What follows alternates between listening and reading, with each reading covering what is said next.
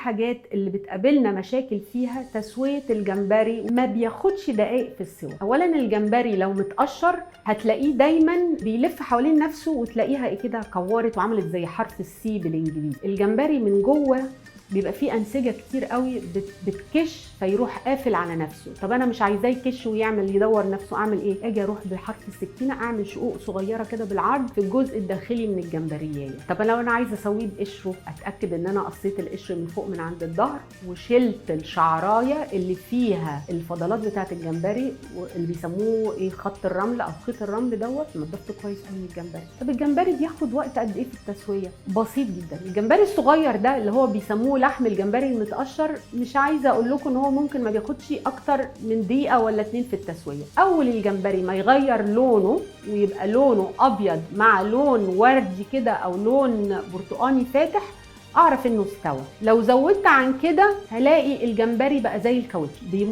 بيشد معايا وناشف جدا. الجمبري كل ما زاد سواه كل ما يبقى ناشف جدا ويبقى زي الكاوتش تحت اسناني. طيب الجمبري الوسط ما بياخدش اكتر من مثلا 4-5 دقايق. اول ما احط الجمبري على النار السخنه والاقيه ابتدى يغير لونه خلاص اتغير، اديله 3-4 دقايق واطفي عليه وكده استوى خلاص. طب الجمبري الكبير قوي اللي احنا بنسميه جامبو برده نفس الحكايه، اول ما يغير لونه انا بحطه وبقلبه على الناحيه الثانيه، ودي شويه ودي شويه عشان يسخن من كل جنب، الاقيه غير لونه بقى لونه ابيض مع اللون سنه الورد دي. اديله برده 5 دقايق بالكتير على الساعه، 6 دقايق هتلاقيه استوى بقى حلو جدا. طب الجمبري طرق طبخه ازاي؟ كتيره جدا.